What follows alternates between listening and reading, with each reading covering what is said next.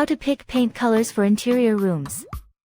Here are 12 tips, from the pros, on choosing interior paint colors, that give your home rich personality. So you've renovated your house like a skilled surgeon, fixing structural flaws and preserving each room's distinct architectural character. But something's still missing. More than likely, that something is color, the renovator's secret weapon. Did you know that crown molding can visually raise the ceiling or lower it, depending on how it contrasts with the walls? Or that deft use of color can turn one room into a lively gathering place, and another into a relaxing space for curling up with a book? In today's open-plan homes, where kitchens, living rooms, and dining rooms are often one large space, color is used to help define interiors and create focal points in relatively featureless rooms. The trick, of course, is figuring out how to pick paint colors to use, and where to put them. How to choose interior paint colors. 1. Create a color scheme that matches your home's furniture. Start by selecting 3 colors from an existing object in your home. Take a pillow from the family room sofa, your favorite tie or scarf, or a painting, anything that conveys comfort, or has an emotional connection for you, and take that object to the paint store. Find 3 sample strips with those colors, and you instantly have 15 to 18 colors you can use, since each sample strip typically contains 6 paint colors. The next step is to choose one of the 3 paint colors as your wall color, and to save the other 2 to be used around the room in fabric or furnishings. To choose the colors for adjacent rooms, take the same original 3-color sample strips, and select another color. Finally, choose a 4th color, that can be used as an accent. Splash a little of that color into every room of the house, by way of a pillow or plate or artwork. It makes a connection between the spaces. 2. Decide on the finish to create an appealing visual effect. Once you have your colors in hand, consider the finish you'll be using. Though today's flat paints have increased stain resistance, conventional wisdom has long held that a satin finish is best for walls, because it is scrubbable and doesn't draw attention to imperfections.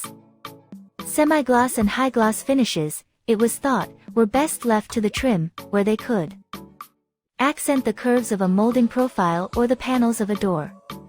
Today, however, finishes are also being used to create visual effects on the entire wall.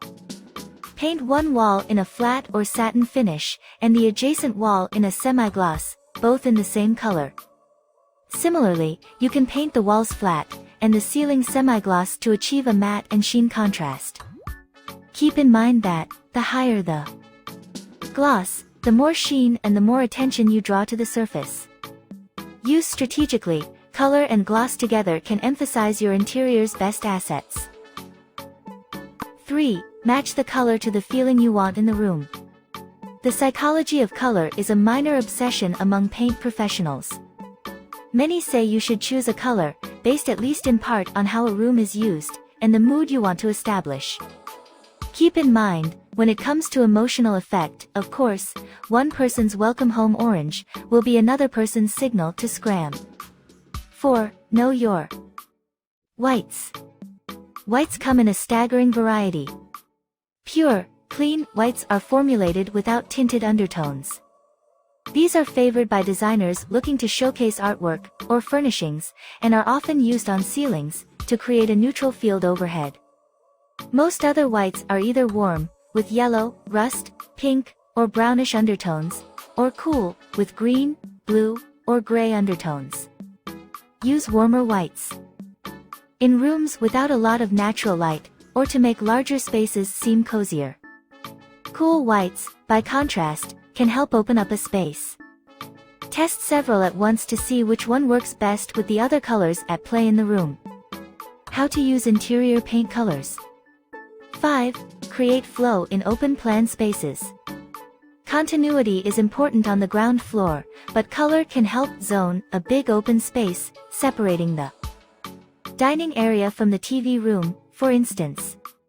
There's no need to stick to a single color, or even a single color palette that is either all warm, reds, oranges, yellows, or all cool, blues, greens, bright whites.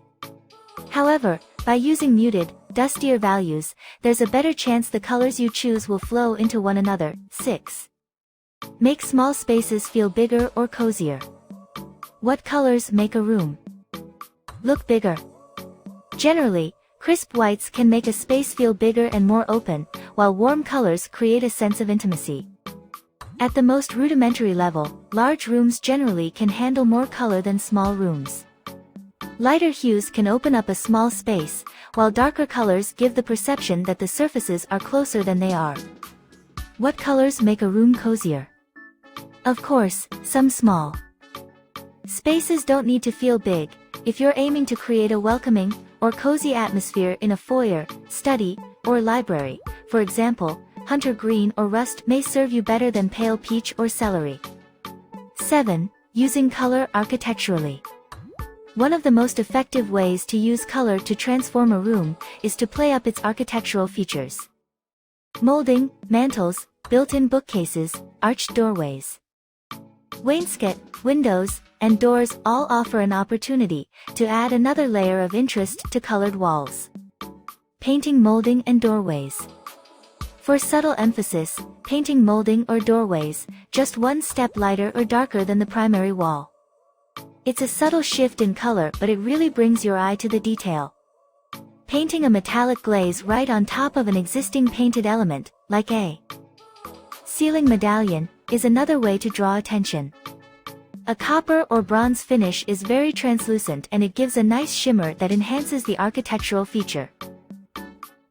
8. Exploring using two different colors in the same room. For a bolder approach, try using two different colors in the same room.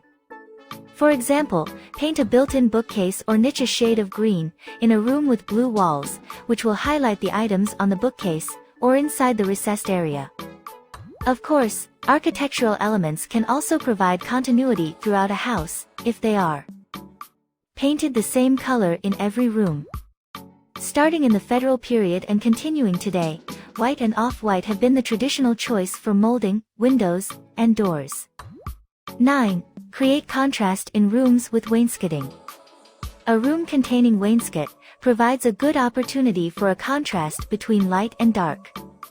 A dark wainscot below a bright wall will draw attention to the upper walls, while a bright white wainscot next to a colored wall will focus the eye on the wainscot. You can also use paint to create the effect of wainscot, where it doesn't exist, by covering the bottom third of the wall in one color, and the upper walls in another, then place a piece of flat molding along the intersection, and paint it the color of the lower wall to reinforce the wainscot look. 10. Create an accent wall to add a focal point. Where rooms are relatively featureless, painting an accent wall in a vivid hue, where the others are white or neutral, can add a dramatic, contemporary edge. Or, as Ken Charbonneau, a New York color marketing consultant, suggests, paint the primary walls a soft color such as beige or celadon green and the accent wall 3 shades darker. The accent wall still gives the room some punch, but it's not as dramatic. 11. Explore bolder options with multiple colors. If drama is your goal, you might rethink the entire notion of painting a wall from corner to corner, and you'll create an architectural emphasis where one doesn't exist. Moving around the room in a clockwise direction, try painting a third of one wall, and 2/3 of the adjacent wall. Wrapping the corner in color. Then paint the